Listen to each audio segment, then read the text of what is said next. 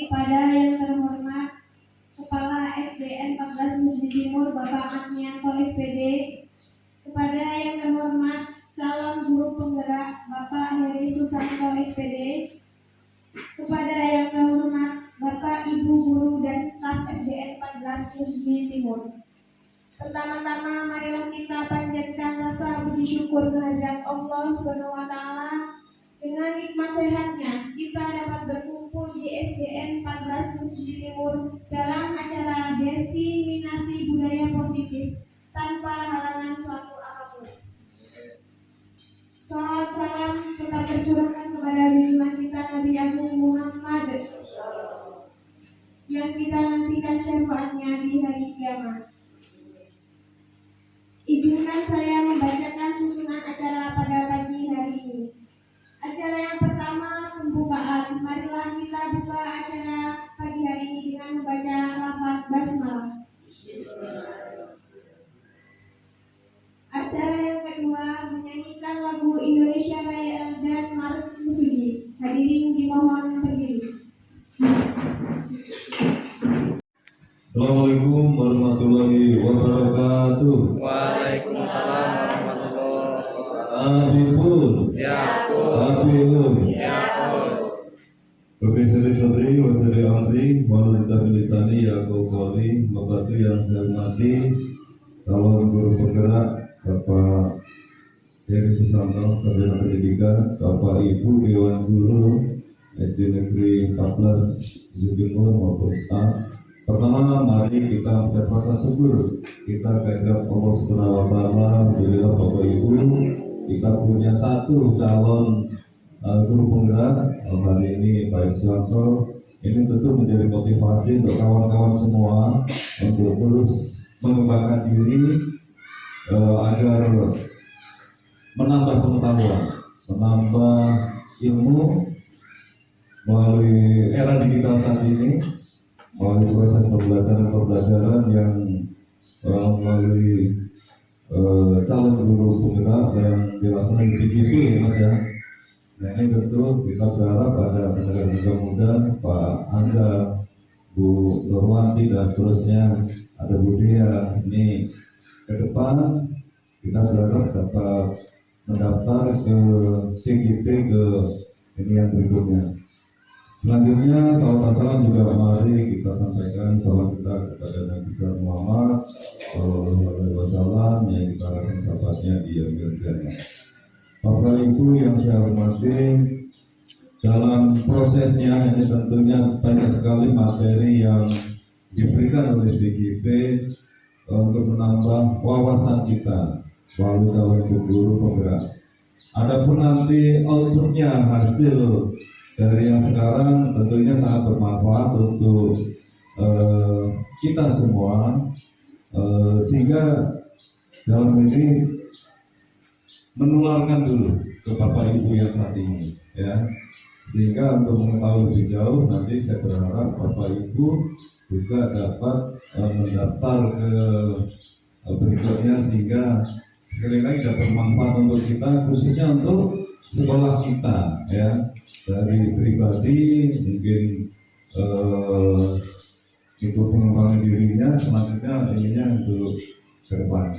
Bu Aminah, tolong diterima dulu tamu kita. Ada tamu dari kesehatan ya, para dokter dan tenaga ahli. Itu Bapak Ibu, kemudian komunitas kita kokoh ya, komunitas pembelajaran digital ini sangat bermanfaat untuk kita semua. Saya harapkan dapat menjadi aktif, kemudian dari Pak Heri juga nanti bisa memberi kawan-kawan apa saja informasi yang didapat yang terkini.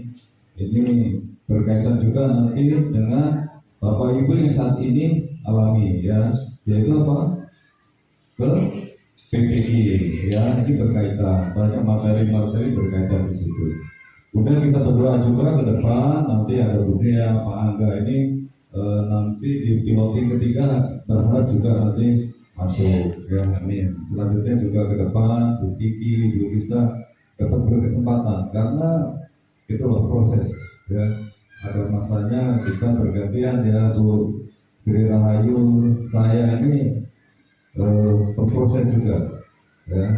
Ada beberapa kawan nanti yang bergantian untuk mengisi, manfaatkan hal baik ini untuk terus mengembangkan diri apa saja lah melalui komunitas, terutama melalui pendidikan digital, pemanfaatan. Wassalamualaikum warahmatullahi wabarakatuh.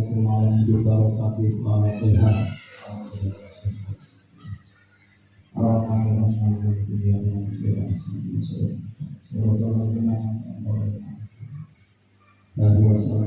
warahmatullahi wabarakatuh.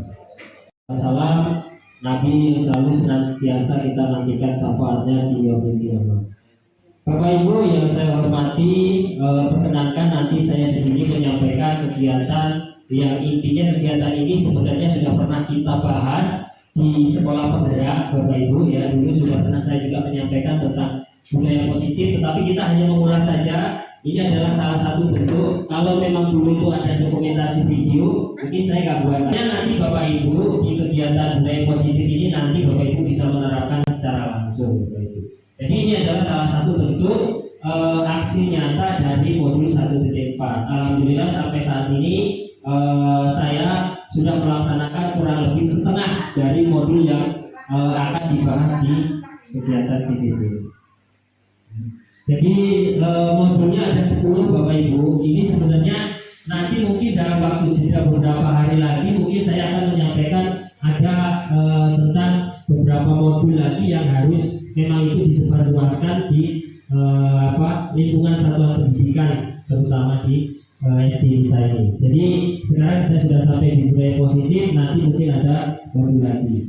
Mungkin sebelum kegiatan Bapak Ibu di sini saya meminta Bapak Ibu supaya ketika mengikuti kegiatan ini harapannya bahagia, ya. Harapannya bahagia karena sesuai dengan filosofi Ki Hajar Dewantara, ya, bahwa tujuan pendidikan itu adalah menuntun kodrat anak supaya selamat dan bahagia. Makanya kalau anak didiknya bahagia, maka gurunya pun harus bahagia. Makanya Bapak Ibu, tak minta sekarang berhadapan, ya, semuanya berdiri dulu, ya, berdiri, saling berhadapan, ya, saling berhadapan.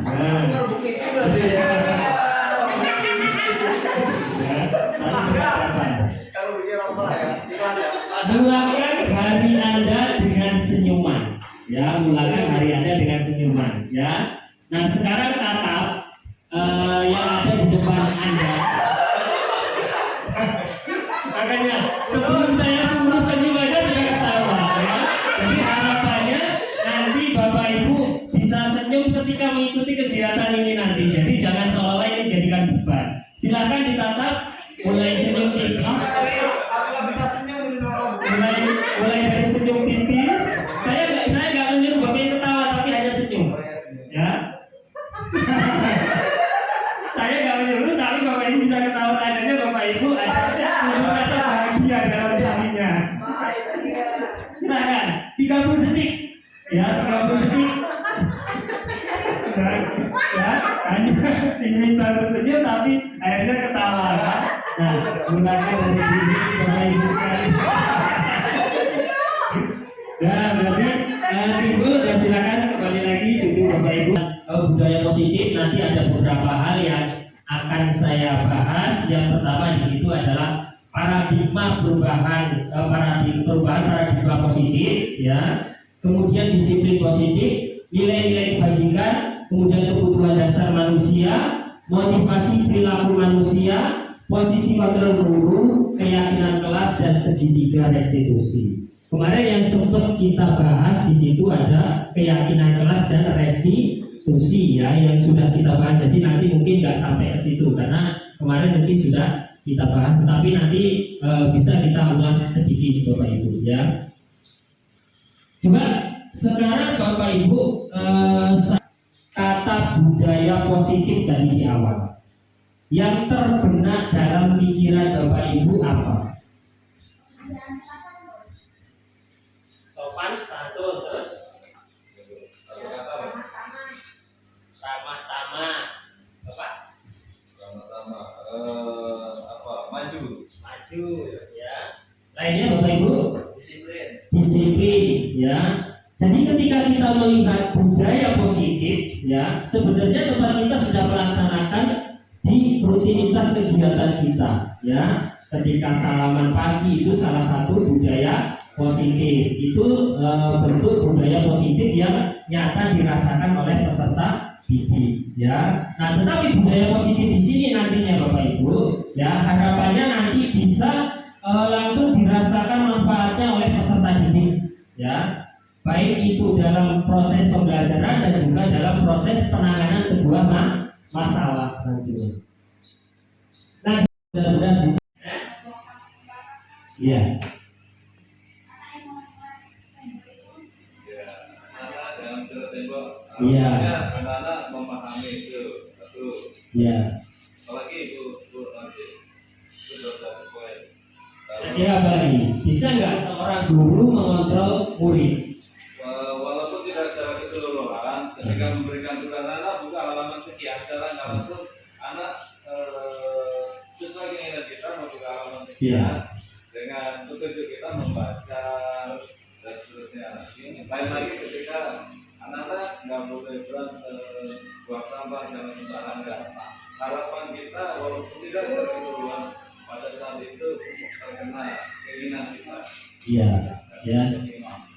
Ya, jadi memang ilusi seorang guru mengontrol murid itu memang menjadi sebuah simalakama sebenarnya dalam diri kita. Ya, menurut kita itu mungkin sisi baik yang untuk meningkatkan kesadaran diri murid untuk tidak melakukan suatu tindakan yang salah. Nah, tetapi sekarang kita coba kembalikan lagi. Seandainya kita mengontrol murid secara terus-menerus, itu kira-kira kemampuan yang terbangun secara eksternal atau internal? Eksternal. Nah, ketika itu dibangun dari eksternal, ketika anak itu tidak mendapatkan pantauan dari kita, kira-kira mau melakukan lagi tidak? Enggak loh, maksudnya ketika tadi kita anak-anak disuruh ayo bersihkan ini semua, itu otomatis adalah guru mengontrol murid secara eksternal ya itu. Nah, ketika Bapak Ibu tidak ada, apakah anak akan tetap melakukan kegiatan yang sama untuk membersihkan? Tidak. Nah, berarti sebenarnya ilusi mengontrol murid itu adalah satu tindakan yang bukan salah, tapi kurang tepat.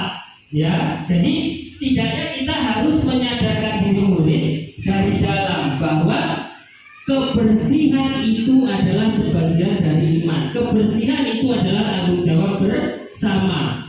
Berarti siapa yang harus membersihkan? Kita semua. Maka hal tersebut jadi memang menumbuhkan kesadaran dari dalam intrinsik diri seorang murid. Ya, itu memang tidak bisa terjadi. Tidak ya. Jadi memang ilusi bahwa seorang orang dewasa itu berhak memaksa itu sebenarnya kurang tepat di situ.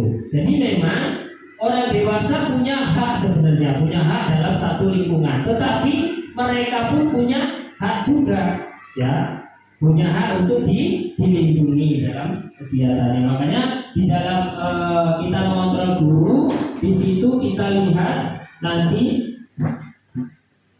ada tayangan video Bapak Ibu tentang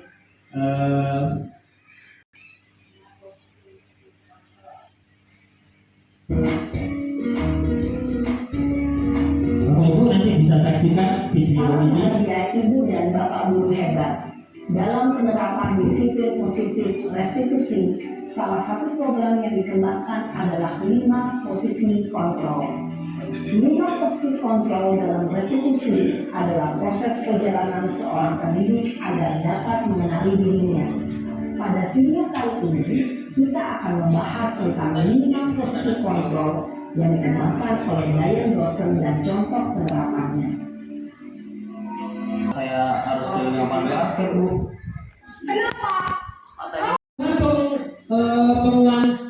Pengakuan atas kemampuan ini pasti semua dimiliki oleh seorang guru. Kebutuhan ini meliputi keinginan untuk dianggap berharga, bisa membuat perbedaan, bisa membuat pencapaian, kompeten, diakui dan dihormati.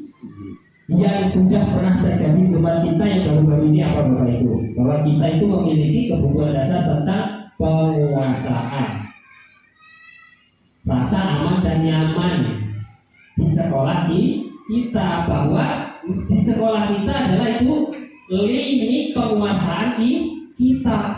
Nah itu tentu kita akan mempertahankan sampai kita menutup pintu di mana-mana, ya kan? Nah itu adalah salah satu bentuk penguasaan kita.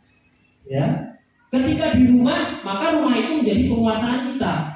Ketika di sekolah, di kelas itu menjadi penguasaan kita sebagai seorang guru.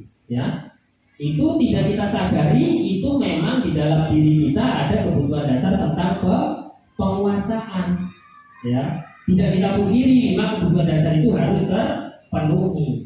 Kebutuhan untuk bebas, ya, adalah kebutuhan akan kemandirian, otonomi, memiliki pilihan dan mampu mengendalikan arah hidup seorang.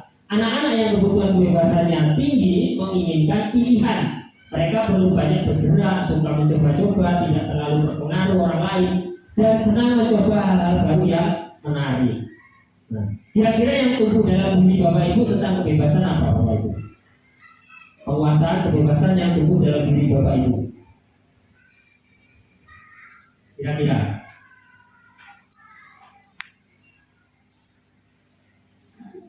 apa? Tentu privasi, ya. Ketika Bapak Ibu di dalam kelas mengajar, kemudian ada yang memperhatikan, ada yang mengini, kira-kira Bapak Ibu merasa terganggu tidak? Nah, itu adalah salah satu bentuk Bapak Ibu ingin bebas.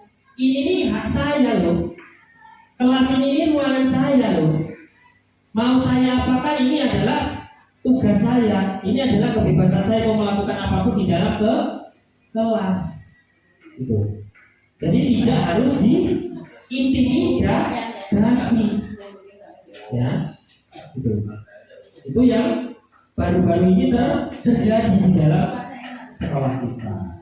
Tuh. Nah makanya kebutuhan kebebasan itu juga perlu kita miliki, ya. Yang selain dasar tentang kesenangan, pasti Bapak Ibu pengen baju baru, ya, pengen motor baru, ya, pengen perhiasan, pengen jalan-jalan, pengen makan enak, ya. Itu salah satu bentuk kesenangan, ya kita. Kebutuhan akan kesenangan adalah kebutuhan untuk mencari kesenangan bermain dan tertawa. Anak-anak dan kebutuhan dasar kesenangan yang tinggi biasanya ingin menikmati apa yang dilakukan. Mereka juga bisa berkonsentrasi tinggi saat mengerjakan hal-hal yang disenangi. Nah, dari 5 kebutuhan dasar, kira-kira itu 5-5-nya harus kita penuhi semua atau hanya 4 atau hanya 3 Bapak Ibu? Menurut pandangan. Kalau menurut pribadi saya harus memiliki 5 kebutuhan dasar itu, ya, karena itu adalah kebutuhan dasar kita. 1 tidak terpenuhi, pasti ada tindakan yang akan timbul, ya, pasti akan ada tindakan yang timbul dari kebutuhan dasar yang tidak terpenuhi tersebut, gitu ya. Jadi makanya anak-anak ketika melakukan sesuatu pasti ada kebutuhan dasar yang tidak terpenuhi di situ. Makanya tugas kita adalah untuk menggali kebutuhan dasar anak itu apa yang tidak terpenuhi sehingga mereka itu tidak melakukan sesuai dengan ketentuan kita.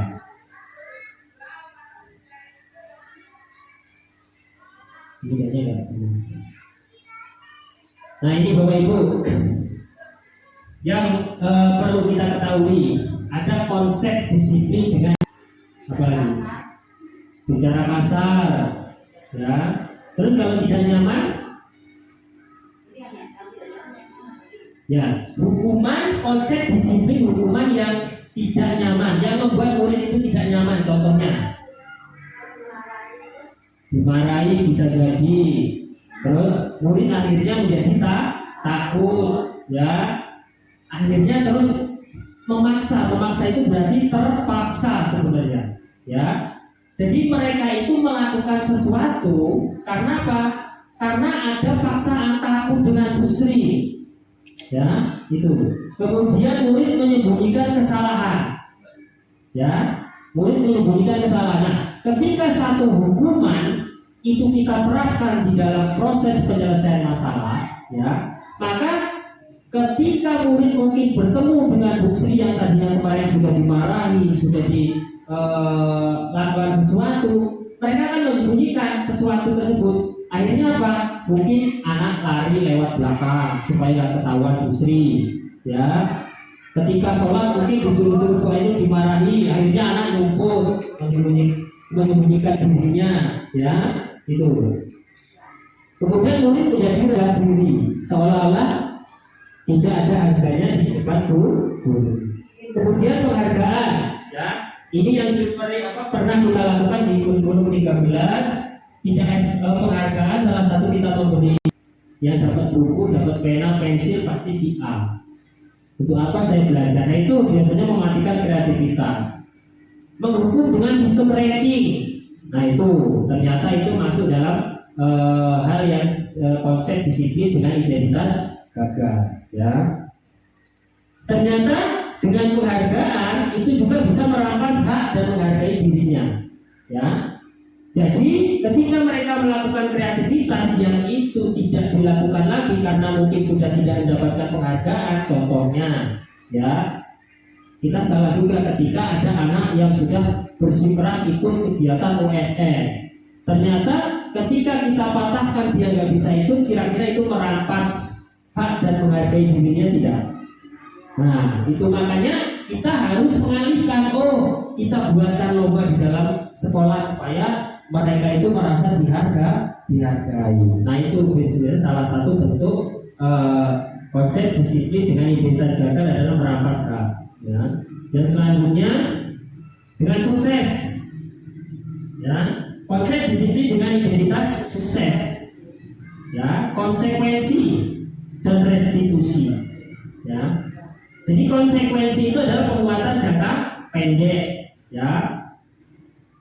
Perlu monitoring keberlanjutan, stimulus, murid menghormati peraturan, kehilangan waktu untuk mengurangi kesehatan. Nah, konsekuensi itu sebenarnya kalau kita artikan ya hampir sama dengan peraturan, cuman kita ubah menjadi konsekuensi lebih logis. Contohnya yang sudah pernah kita lakukan di disiplin positif. Bapak Ibu bisa mencontohkan apa? Tentang konsekuensi. Kalau peraturan kan biasanya kamu datang terlambat membersihkan WC, kamu nggak ngerjakan tugas bersihkan kelas, itu kira-kira logis nggak Bapak Ibu? Ya. Nah, yang logis apa? Itu konsekuensi yang logis, disebut dengan konsekuensi. Kalau anak melakukan kesalahan, kita lihat kesalahannya, ya, kita lihat kesalahannya. Contohnya anak mungkin tidak mengerjakan PR. Kira-kira apa tindakan yang akan Bapak Ibu lakukan?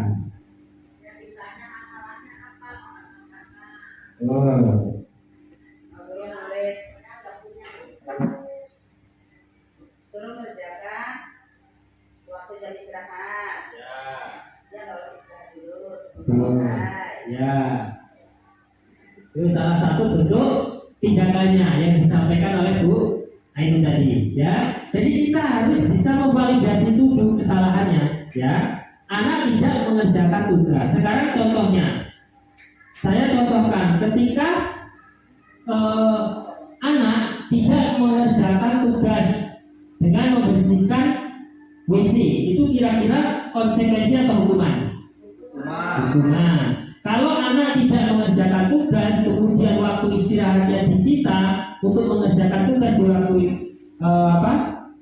jam istirahat, itu kira-kira hukuman apa konsekuensi? Konsekuensi. Sekarang kalau PCOK, anak-anak ketika jam olahraga di luar, anak-anak datang terlambat, kemudian sama Pak Yuda suruh lari-lari lapangan, itu hukuman apa konsekuensi? Ayo Pak Yuda. Jawab lah. itu kan harus kita jadikan dulu Pak Eri. Kita harus Iya. tahu dulu kan dari awal itu konsekuensinya apa. Jadi soal hukuman sama konsekuensi itu menurut saya sih agak-agak sama loh Pak Eri. Misalnya konsekuensi nih, kalau memang dari awal Pak Eri ngomong kayak gitu, anak saudari ya, mungkin itu hukuman. Tapi kalau dari pertama saya bilang nanti kalau kelar kamu bisa Pak suruh dari apa bagaimana kan semua kelas tahunnya itu punya konsekuensi itu menurut saya sih. Konsekuensinya. Jadi Akan diingatkan oleh kakak dan ibunda Naren ya. Ada lagi yang mungkin perlu dilakukan Naren agar tidak terlambat bangun lagi.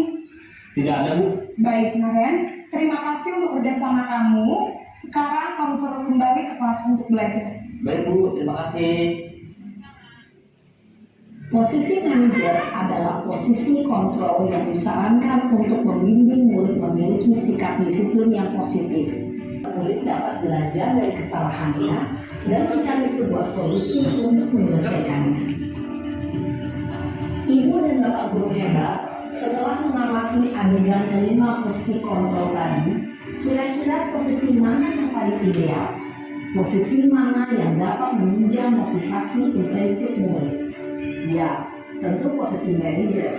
Posisi ini memang posisi ideal yang ingin dituju setiap pendidik.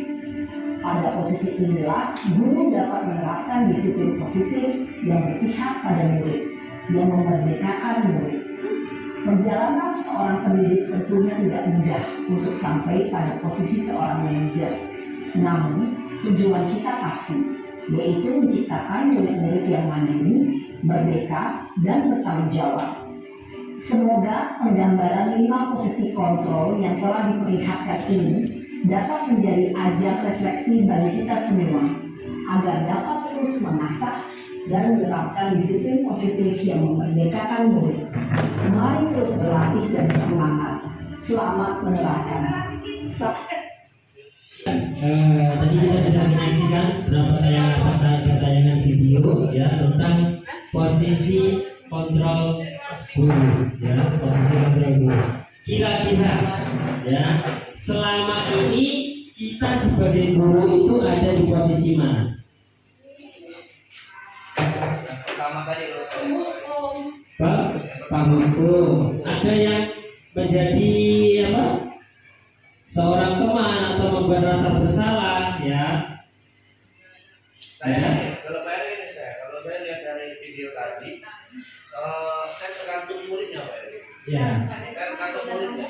Kalau kan murid kan beda-beda karakter tuh. Nah, saya juga pernah memakai yang pertama tadi, pernah punya manajer tadi sama yang teman tadi juga saya lakukan semua. Tapi dia murid Pak Eri. Tergantung murid-murid. Yang karakter murid beda-beda muridnya menurut saya. Jadi saya sama rasakan. Kadang kita ada di posisi membuat bersalah, kadang ada di posisi penghukum. Kira-kira ada yang pernah sampai ke posisi manajer belum? Yang terakhir tadi. Ya. Jadi posisi manajer itu adalah ya menggali permasalahan yang ada dari peserta didik. Ya. Nah, memang ketika guru berada di posisi manajer itu memang puncak yang paling tinggi. Kesabarannya ibaratnya sudah luar biasa di situ, ya. Karena otomatis pas saya pribadi pun belum bisa. Hanya ketika penerapan yang dibutuhkan saja, baru saya membuat tayangan membuat sebagai manajer. Apa yang tidak pernah saya lakukan dulu di video seperti itu. Nah, tapi harapannya kita semua nanti bisa sampai ke posisi itu, ya. Kita bisa sampai ke posisi itu. Nah, bagaimana caranya kita bisa sampai ke posisi manajer? Tentunya kita banyak hal tahapan. Tadi yang pertama kita harus menggali, menguatkan peserta didik. Bahwasanya, ya, peserta didik, ya, itu kita berikan penguatan dulu. Yang pertama adalah memvalidasi tindakan, ya, memvalidasi tindakan. Jadi tentu peserta didik melakukan hal kegiatan atau hal permasalahan itu pernah nggak Bapak Ibu juga mengalaminya? Ini apa? Ya. Gitu. Tentu anak pun sama. ketika mereka melakukan satu kesalahan, pasti ada dasarnya. Kita gali, kira-kira apa yang membuat kamu itu datang terlambat? Pasti ada alasannya. Jangan langsung menjustis, kamu pasti malas bangun ya, pasti kamu bangunnya kesiangan ya. Nah, pastikan kita langsung menjustis seperti itu, Bapak Ibu. Ya, nah makanya kita tanya, alasan kamu itu datang terlambat apa? Mungkin karena bangunnya kesiangan. Nah, baru kita gali, kenapa kok kamu bisa bangun kesiangan? Malamnya mungkin main HP sampai malam, seperti itu. Nah, sekarang setelah itu kita menanyakan keyakinan kepada anak. Kira-kira mau nggak memperbaiki permasalahan kamu itu? Pasti anak jawabnya mau. Ya, pasti anak menjawabnya mau untuk memperbaiki kesalahannya. Bagaimana caranya? Yang pertama tadi mungkin kita gali bahwa kita melihat posisi kontrol. Jadi kita sekarang bisa melihat posisi kita itu ada di mana. Apakah sebagai penghukum, pembuat rasa bersalah, sebagai teman, sebagai manajer, ya di situ. Nah makanya harapannya kita bisa tahu posisi kita ada di mana, ya itu. Kemudian yang selanjutnya Bapak Ibu itu ada pengertian tentang disiplin positif, ya, yang artinya adalah belajar, ya. Disiplin mengacu pada disiplin diri yang memiliki tanggung jawab terhadap apa yang dilakukan berdasarkan nilai-nilai yang diyakini. Disiplin positif merupakan salah satu cara penerapan disiplin yang bertujuan untuk menumbuhkan kesadaran serta memberdayakan peserta didik tanpa imbalan, penghargaan, reward, ancaman atau hukuman. Disiplin positif di sekolah penggerak di situ, ya. Jadi kita menumbuhkan kesadaran ketika kita berada di posisi manajer itu menumbuhkan kesadaran diri peserta didik dari dalam. Makanya memang posisi manajer itu sangat penting dibutuhkan dalam satu proses penyelesaian masalah. Nah ini Bapak Ibu, jadi ada nilai-nilai kebajikan ini, nilai-nilai kebajikan yang ada di dalam kurikulum, ya. Ada profil pelajar Pancasila, ada primary program, 9 pilar karakter Indonesia. Jadi saya ambil hanya dari profil pelajar Pancasila karena itu yang sudah kita terapkan, ya. Gitu. Jadi nilai-nilai kebajikan yang harus timbul di dalam diri kita dalam proses pembelajaran itu ada beriman dan bertakwa kepada Tuhan Yang Maha Esa, dan berakhlak mulia, berpendidikan korban, gotong royong, mandiri, kenal kritis dan kreatif. Itu sebenarnya tujuan kita dalam proses pembelajaran kurikulum merdeka, ya. Jadi nilai kebajikan itu harus timbul, ya. Nah nilai kebajikan itu ditimbulkan dari mana? Dari kegiatan yang sudah pernah kita lakukan. Jadi makanya kemarin divisi Bapak Ibu, ya, itu kan diharapkan membuat prakarsa perubahan. Program apa yang bisa menumbuhkan sikap beriman dan bertakwa kepada Tuhan Yang Maha Esa dan berakhlak mulia. Bagaimana program atau kegiatan atau tindakan yang tentang berkebinekaan global?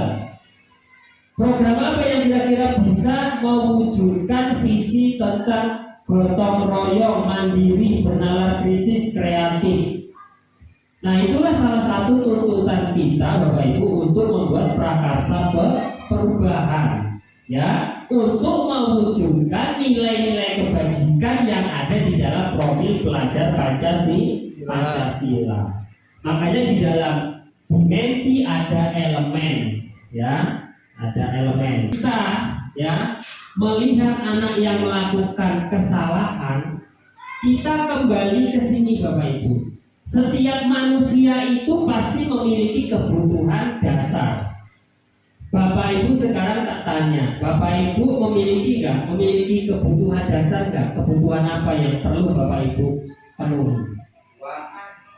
Makan, minum, pakaian, apa terus apa lagi? Kebutuhan. papan pangan, semuanya papan pangan. Kemudian untuk memenuhi kebutuhan selain fisiologi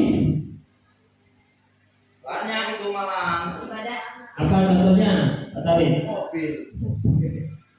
Terus istri, ya, itu. Nah, di sini kita lihat setiap manusia itu pasti memiliki kebutuhan sama seperti murid-murid kita, ya. Makanya di sini kita gali dulu. Nanti kita pembahasan menurut William Geiser, Dr. William Geiser itu ada 5 kebutuhan dasar manusia. Nah, sekarang kita lihat, ya, ada penguasaan. Bapak Ibu, ya, ketika kita memiliki kebutuhan dasar tentang penguasaan, itu tentunya kita harus menguasai apa yang menurut kita itu bisa kita kuasai, ya. Kemudian kasih sayang dan rasa diterima. Pasti semua orang membutuhkan hal seperti itu. Bertahan hidup, ya, kesenangan dan kebebasan. Sekarang kita lihat penyebarannya. Sekarang kita lihat kebutuhan bertahan hidup, ya. Kebutuhan bertahan hidup. Ini nanti kita coba gali peserta didik kita. Sekarang kita gali diri kita sendiri. Kebutuhan bertahan hidup, ya, adalah kebutuhan yang bersifat fisiologis. Untuk bertahan hidup misalnya kesehatan, rumah, makanan, kebutuhan biologis sebagai bagian dari proses reproduksi, termasuk kebutuhan untuk tetap bertahan hidup. Itu tentu tidak terlepas dari dalam diri kita. Apabila kita tidak terpenuhi kebutuhan bertahan hidupnya, ya, itu tentu akan ada sesuatu hal. Sekarang anak kita saja, Bapak Ibu, ya, ini contoh anak saya aja. Ketika saya dengan istri saya itu sibuk, pasti anak saya itu mencari-cari sesuatu untuk supaya itu bisa mengalihkan perhatian saya ke anak saya. Itu tandanya apa? Butuh perhatian. Nah, itu. Jadi tentu kita sebagai guru kita harus tahu, ya, kebutuhan dasar siswa kita itu apa, ya. Contohnya anak mungkin di dalam kelas sering ini, sering itu.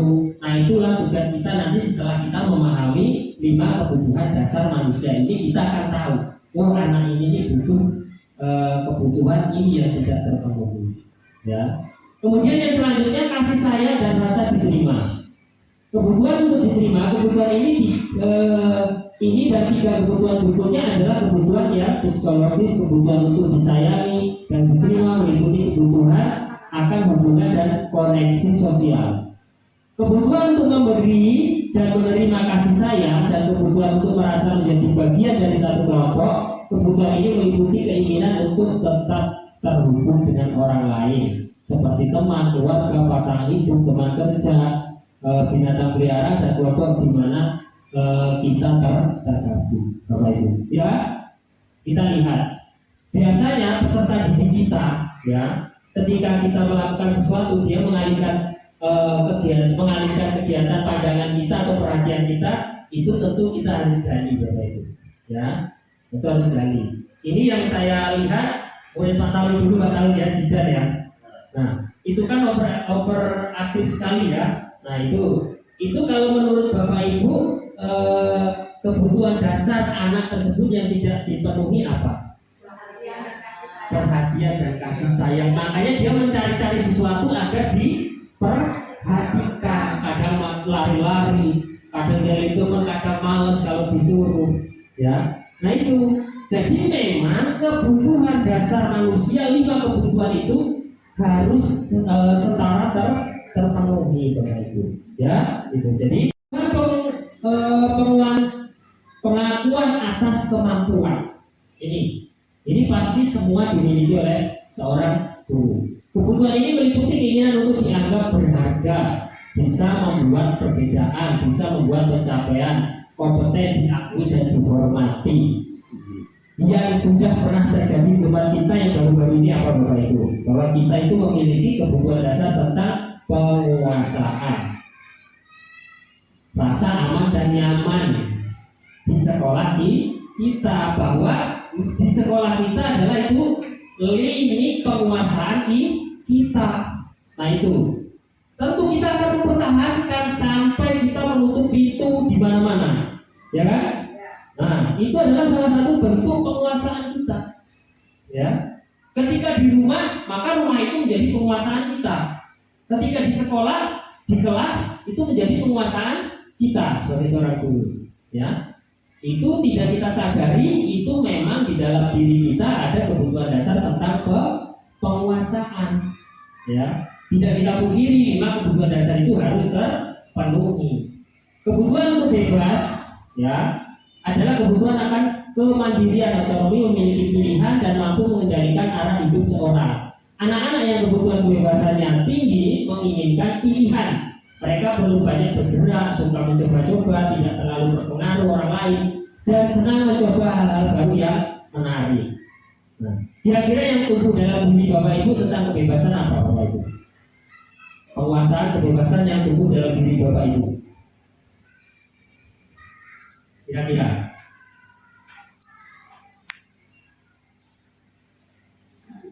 Apa?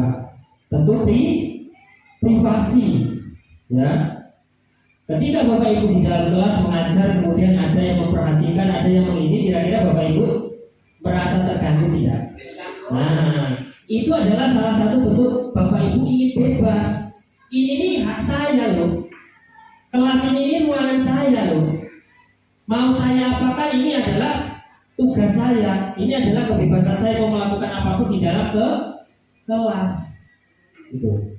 Jadi tidak harus diintimidasi. Ya. Gitu. Itu yang baru-baru ini terjadi di dalam sekolah kita. Tuh. Nah makanya kebutuhan kebebasan itu juga perlu kita miliki, ya. Yang selain dasar tentang kesenangan, pasti Bapak Ibu pengen baju baru, ya, pengen motor baru, ya, pengen perhiasan, pengen jalan-jalan, pengen makan enak, ya. Itu salah satu bentuk kesenangan, ya kita. Kebutuhan akan kesenangan adalah kebutuhan untuk mencari kesenangan bermain dan tertawa. Anak-anak dan kebutuhan dasar kesenangan yang tinggi biasanya ingin menikmati apa yang dilakukan. Mereka juga bisa berkonsentrasi tinggi saat mengerjakan hal-hal yang disenangi. Nah, dari 5 kebutuhan dasar, kira-kira itu 5-5-nya harus kita penuhi semua atau hanya 4 atau hanya 3, Bapak Ibu? Menurut pandangan. Kalau menurut pribadi saya harus memiliki 5 kebutuhan dasar itu, ya, karena itu adalah kebutuhan dasar kita. Satu tidak terpenuhi, pasti ada tindakan yang akan timbul, ya, pasti akan ada tindakan yang timbul dari kebutuhan dasar yang tidak terpenuhi tersebut, gitu ya. Jadi makanya anak-anak ketika melakukan sesuatu pasti ada kebutuhan dasar yang tidak terpenuhi di situ. Makanya tugas kita adalah untuk menggali kebutuhan dasar anak itu apa yang tidak terpenuhi sehingga mereka itu tidak melakukan sesuai dengan ketentuan kita.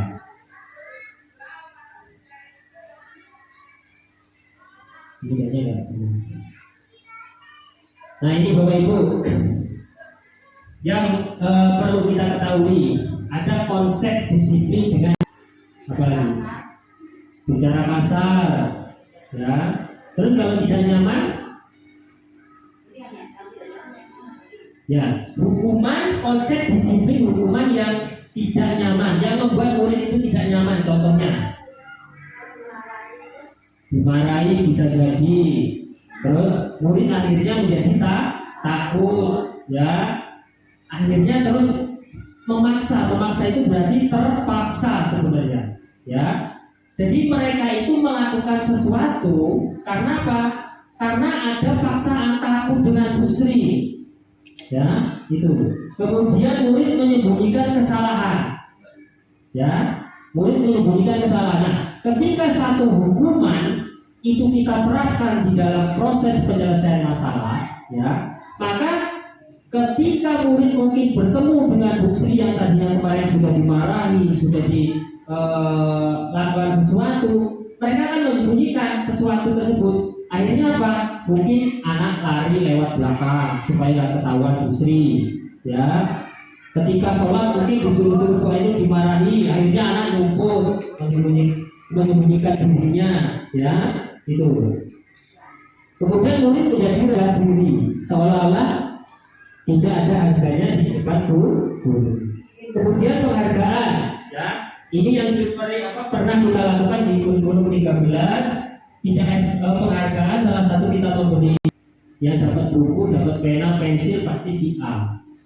Untuk apa saya belajar? Nah itu biasanya mematikan kreativitas. Menghukum dengan sistem ranking. Nah itu ternyata itu masuk dalam hal yang konsep disiplin dengan identitas gagal. Ya. Ternyata dengan penghargaan itu juga bisa merampas hak dan menghargai dirinya. Ya.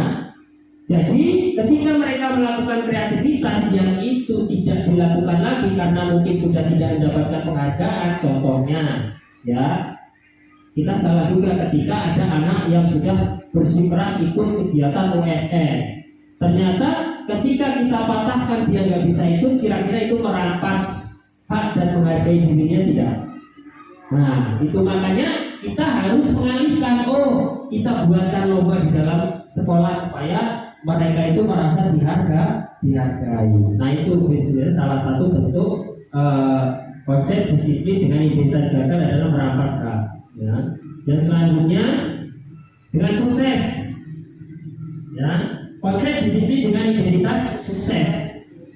Ya, konsekuensi dan restitusi. Ya.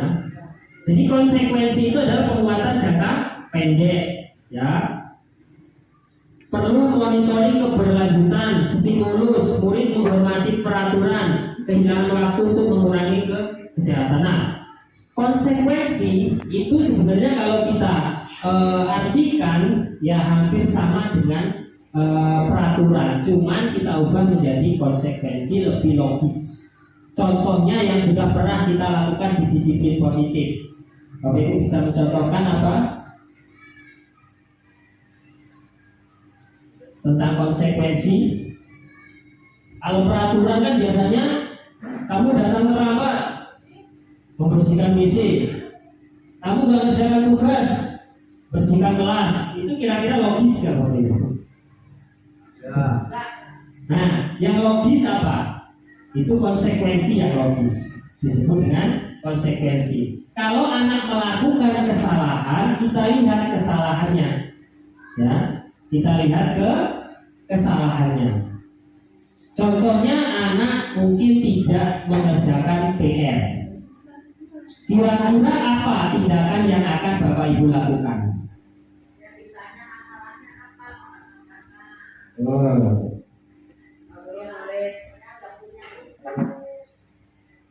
Suruh mengerjakan waktu jam istirahat. Ya kalau istirahat dulu sebelum selesai. Ya, itu salah satu bentuk tindakannya yang disampaikan oleh Bu Ainun tadi. Ya, jadi kita harus bisa memvalidasi tujuh kesalahannya. Ya, anak tidak mengerjakan tugas. Sekarang contohnya, saya contohkan ketika anak tidak mengerjakan tugas dengan membersihkan WC, itu kira-kira konsekuensi atau hukuman? Hukuman. Kalau anak tidak mengerjakan tugas, kemudian waktu istirahatnya disita untuk mengerjakan tugas di waktu jam istirahat, itu kira-kira hukuman apa konsekuensi? Konsekuensi. Sekarang kalau PCOK, anak-anak ketika jam olahraga di luar, anak-anak datang terlambat, kemudian sama Pak Ida suruh lari-lari lapangan, itu hukuman apa konsekuensi? Ayo Pak Ida. Udah jawab lah. Ya, menurut saya tuh konsekuensi itu kan harus kita jadikan dulu Pak. Kita harus dulu kan dari awal itu konsekuensinya apa. Jadi soal hukuman sama konsekuensi itu menurut saya sih agak-agak sama loh Pak. Misalnya konsekuensi nih, kalau memang dari awal Pak ngomong kayak gitu, anak-anak saudari mungkin itu hukuman. Tapi kalau dari pertama saya bilang nanti kalau telat kamu bisa Pak suruh dari apa bagaimana kan semua kelas tahunnya itu punya konsekuensi menurut saya sih. Konsekuensinya. Jadi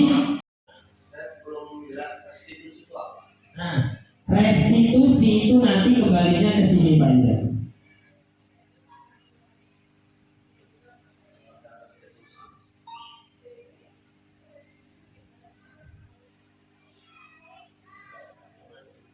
Itu ada segitiga. Ya, ini untuk menerapkan restitusi, ya, ketika ada anak yang melakukan kesalahan, contohnya tadi tidak memakai topi saat upacara. Sekarang kita lihat menstabilkan identitas, ya, menstabilkan identitas. Kita semua akan melakukan hal terbaik yang bisa kita lakukan. Contohnya, anak kita panggil, ya, anak kita panggil menstabilkan identitas. Jangan sampai mereka itu dipanggil sudah punya rasa takut dulu. Jadi anak dipanggil itu fungsinya kita adalah menstabilkan identitas. Jangan mereka nanti menghadap Pak Yuda di kantor itu. Kira-kira anak pasti punya rasa takut kan? Pasti saya tuh mau dihukum sama Pak Yuda karena tadi nggak memakai topi. Nah, tugas kita menstabilkan identitas. Bagaimana caranya? Ya, anak kita dudukkan, ya. Kita lihat dulu, ya, menstabilkan identitas dulu. Kita tanyakan, nah, kamu tidak memakai topi. Apa alasan kamu nggak memakai topi? Topi saya hilang Pak. Saya tadi berangkatnya buru-buru Pak, contohnya. Nah, mungkin topinya masih basah Pak. Nah, dari situ kan terasa, oh iya. Nah, terus setelah itu baru menanyakan keyakinan. Keyakinan itu adalah bentuk satu peraturan sebenarnya. Kalau kita tadi cuma di dalam kurikulum merdeka itu kita beri namanya keyakinan.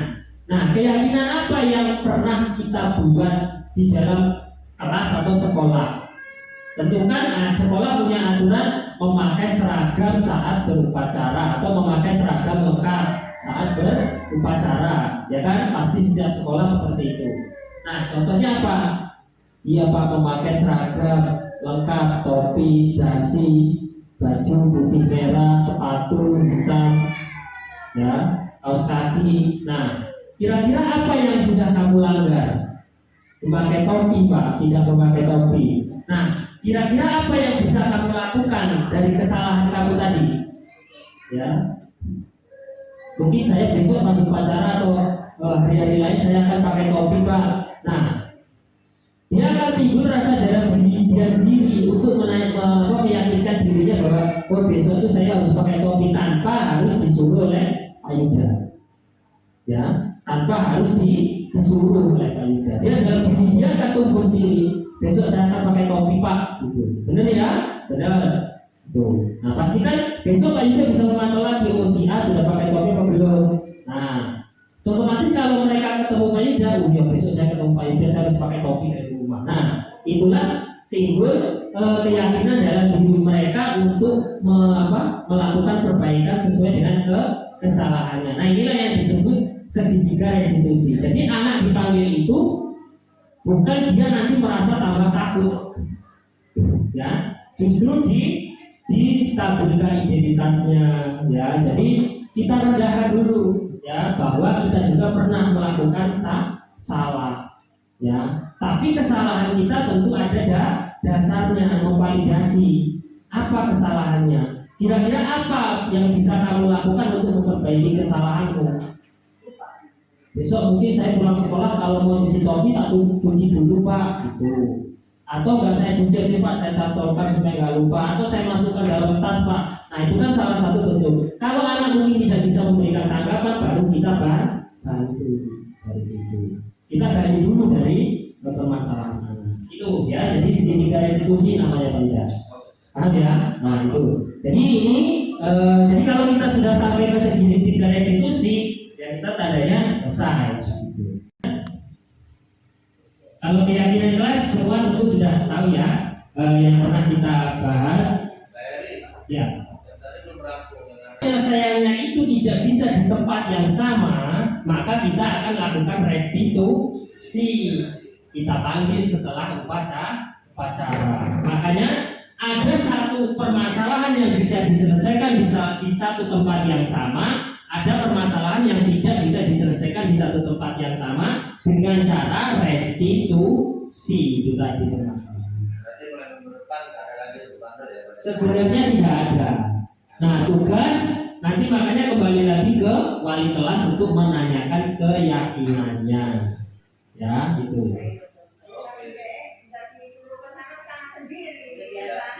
Itulah Bapak Ibunya. Makanya kalau itu nanti kita biasakan secara terus-menerus, itu menjadi budaya tidak positif. Ya. Nah, itu makanya maka kalau sudah tertanam regu bandel, berarti kita sudah menjustis anak itu bandel. Nah, makanya tugas kita nanti seperti itu. Kembalikan dulu dia ke kelompoknya supaya mereka tidak tambah bersalah. Setelah itu baru kita selesaikan dengan cara restitusi. Ya, ini tadi posisi kontrol sudah. Restitusi. Nah, ini perbedaan hukuman, perbedaan contoh kasus. Siswa sering tidak mengerjakan PR. Ini salah satu contoh. Kalau guru sering menghukum, ya, guru menghukum siswa tersebut hormat bendera selama 10 menit. Guru marah dan murid takut. Itu contoh guru dalam posisi penghukum. Ya, ini pun tentu tidak terlepas dari diri kita semua, ya, tentu sudah melakukan. Kemudian konsekuensinya apa? Guru memberikan konsekuensi untuk mengerjakan PR-nya saat istirahat atau dikerjakan sebanyak 3 kali lipat. Itu salah satu bentuk konsekuensi. Konsekuensi itu adalah hukumannya logis, sama dengan kesalahannya, ya, itu. Kalau yang tadi kan suruh hormat bendera 10 menit, itu kan tidak sama dengan kesalahan. Kemudian guru tugas apa itu? Kalau peraturan kan seolah-olah kita mendengarkan aja sudah takut. Contohnya, polisi menetapkan peraturan memakai helm, memiliki surat izin pengemudi. Ketika kita mau jalan tidak memiliki itu sudah punya rasa takut, ya, itu. Itu namanya peraturan. Peraturan itu jadi seolah-olah anak menjadi takut kalau dengar kata peraturan. Makanya dibuatlah keyakinan kelas di situ. Mengapa kita tidak memiliki peraturan tentang penggunaan helm pada saat mengendarai kendaraan roda 2 atau motor? Kenapa kita tidak memiliki kelas? Memang dari kita pernah saya jelaskan kan, memang sudah tidak ada, Bu. Itu tahun kemarin ya. Tahun kemarin. Oh iya. Enggak loh, sebelum haji kok itu kok. Sebelum. Iya. Bu Nanti sudah buat kemarin di awal tahun, di semester 2 dan awal tahun pelajaran, ya. Nah, disiplin positif di situ. Nah itu ya, jadi memang tidak ada lagi peraturan kelas, ya. Itu. Nah makanya harapan saya di upacara janji siswa itu jangan kita buat janji siswa saja. Keyakinan sekolah, ya. Keyakinan sekolah, dan tidak perlu diucap ulang oleh siswa, hanya dibacakan. Ya itu. Makanya itu yang perlu kita rumuskan. Bukan janji, kalau janji seolah-olah itu menekan, ya, menekan. Itu ya, jadi perbedaannya antara keyakinan kelas dan peraturan. Itu positif, sedikit saja biar mudah diingat. Jadi kalimatnya itu tidak usah panjang-panjang. Ya, kalau yang kelas tinggi mungkin sudah memahami. Ya, disiplin, ya, tanggung jawab, ya, di situ. Maka dari kata-kata itu mereka ketika sudah tahu penjelasannya, ketika ditanyakan keyakinan, seandainya kalian tidak mengerjakan tugas keyakinan apa yang sudah kamu langgar, tanggung jawab. Apa tanggung jawabnya? Tidak mengerjakan PR. Nah, keyakinannya apa yang harus diselesaikan di situ. Makanya kalau yang kelas tinggi itu pernyataannya universal, jadi tidak berupa paragraf, bisa hanya terdiri dari 1 atau 2 kata, ya gitu. Nah ini yang tadi segitiga restitusi. Jadi Bapak Ibu paham ya, dalam menyelesaikan kasus coba sekali gunakan segitiga restitusi. Ya, ini pernah saya lakukan. Itu murid saya mematahkan sapu berdua. Ya, terus saya tanya, apa keyakinan yang pernah kita buat? Tak tampil kata, suruh lihat. Ya, menjaga peralatan kelas, ya, menjaga peralatan kelas. Nah, apa yang kira-kira sudah kamu lakukan itu salah atau tidak? Salah. Apa tindakan yang bisa kamu lakukan?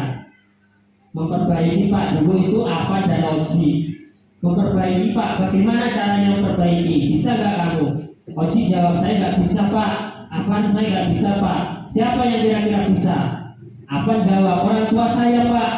Nah sekarang berarti kamu berdua kira-kira kapan memperbaikinya? Nanti Pak pulang sekolah, bener, dibawa ke rumah apa, suruh membaiki orang tuanya, besok dibawa lagi sudah bagus. Nah itu berarti kan keyakinan itu sudah mulai tertanam di situ. Jadi mereka memperbaiki itu bukan atas perintah saya, tetapi tumbuh dalam diri mereka sendiri di situ. Nah itu salah satu contohnya. Coba Bapak Ibu buat dulu keyakinan kelas. Setelah itu Bapak Ibu nanti ketika ada permasalahan coba selesaikan dengan segitiga restitusi. Nah itu ya.